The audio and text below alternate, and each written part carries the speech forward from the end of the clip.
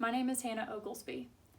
My team members Nick and Thomas and Rebecca and we decided to do our executive summary project on outsourcing versus offshoring. To put a definition to it, offshoring is the commonly used business practice where companies base some of their processes and services overseas. A lot of companies do this to take advantage of the lower cost of productions, or the lower paying wages, or even to avoid our federal government's hefty taxation. I'm going to come back to this slide to talk about outsourcing, but first we're going to move right into more offshoring. Some examples of offshoring. I know we've all been there. On the phone with some customer service toll line, waiting to get our call answered by one of the agents in the call center. A lot of the time, we shouldn't be surprised that these call centers are based in places like India, where people are paid lower wages to answer our calls and give us customer service. A lot of companies do this because of the lower wages that these people are being paid. However, I know that it can be frustrating. I've been one of those frustrated customers on the other line with someone in another country. I'm barely able to understand them. They're barely able to understand my needs. And I'm just trying to log into my Amazon account. Anyway, manufacturing is also another commonly used example of offshoring.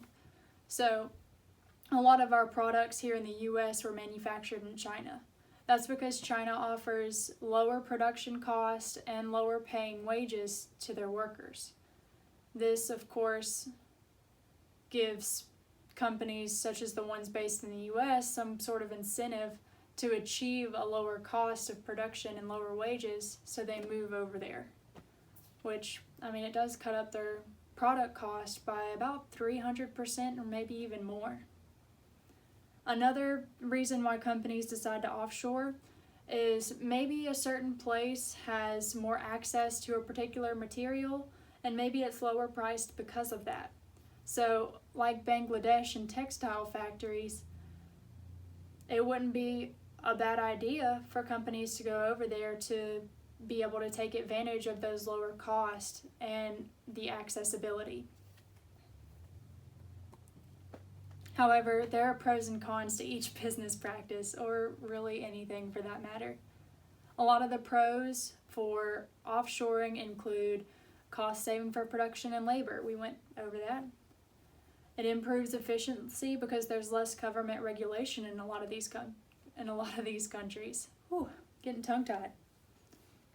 It also gives companies an opportunity for a large competitive advantage against others because they're minimizing their costs as much as possible. Some of the cons, however, is a loss of jobs for people in the places that the company is based in, such as a U.S. company offshoring would have an effect on the unemployment rate in the U.S.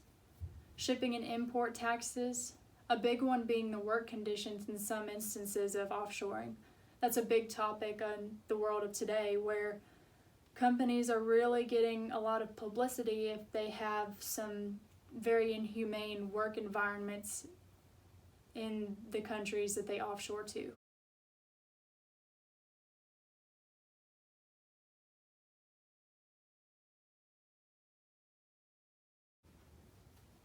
Moving back to the screen, we're going to move on to offshoring. We're going to move from offshoring to outsourcing. Outsourcing is defined as a common business practice of hiring a third party outside of a company to perform the services and create the goods of a company. A lot of companies decide to outsource because I'm so sorry, these are such tongue twisters. A lot of companies decide to outsource because they probably don't have the expertise that they need to complete a task. So I'm going to go ahead and move on to the examples. Hiring a financial advisor, for instance. If a company doesn't have the resources or the knowledge needed to be able to look at their finances and make good decisions based off of those, they probably should hire a financial advisor. Or like paying a professional advertiser is the same deal. If companies don't have the resources or the knowledge to be able to successfully draw attention to the public eye, then it's probably best for them to hire an advertiser. And a lot of people don't know this, but businesses can actually outsource other businesses. It's not something that we think of, but it's very common, such as a department store outsourcing manufacturing plants to put products in their stores. So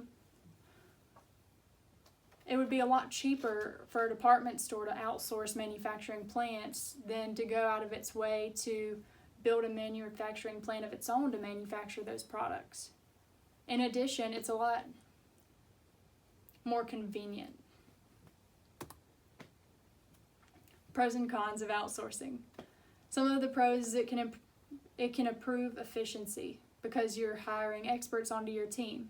It can also be a valuable way to decrease cost because you won't go out of all your way and use all your energy doing the things that you can't do.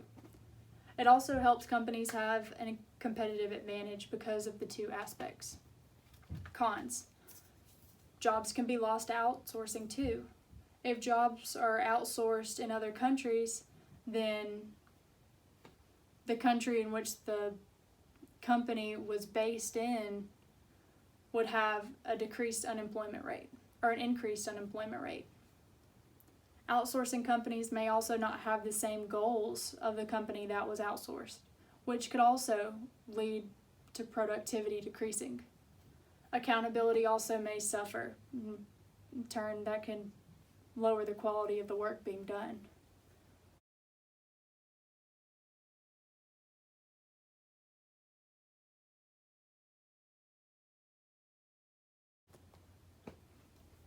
Our group's opinion.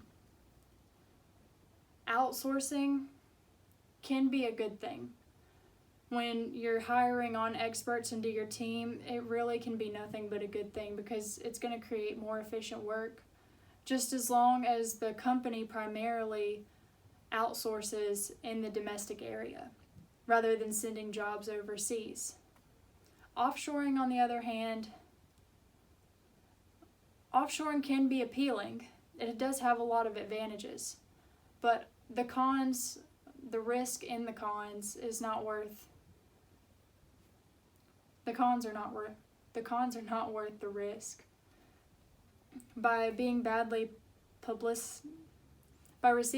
publicity, if the work environments are inhumane, that can completely destroy the reputation of a company. And besides, it would be a good benefit to the United States if we allowed our jobs to stay here. With that being said, thank you.